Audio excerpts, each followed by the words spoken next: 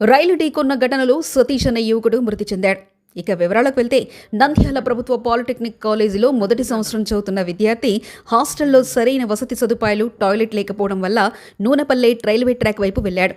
ఇంతలోనే ట్రైన్ను ఢీకొట్టిందని తోటి విద్యార్థులు తెలిపారు. సమాచారం తెలుసుకున్న రైల్వే పోలీసులు ఘటనా స్థలానికి చేరుకుని దర్యాప్తు చేపట్టారు.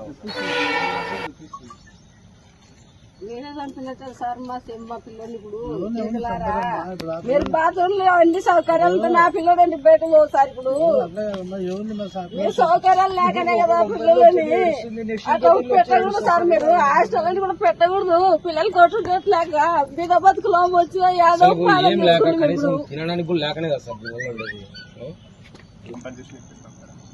కానీ ఇటువంటిది ఇంకోసారి రిపీట్ కాకుండా చూస్తే బాధ్యత నాకు. ఈరోజు నేను వచ్చాను కదా, ఇంకోసారి రిపీట్ కాకుండా చూస్తాను. అసలు దానికి సొల్యూషన్ చేస్తాం. ప్రస్తుతానికి వాష్రూమ్స్ అన్ని కూడా కన్సల్ట్ చేయడానికి 10 days లో మనము కలెక్టర్ మేడం దగ్గర కన్సల్ట్ తీసుకొని అదే పర్సనల్ నా శాలరీ ఇంకేం తీసి కట్టిస్తాను. సరేనా? గవర్నమెంట్ లేదు అవసరం లేదు, ఇట్లా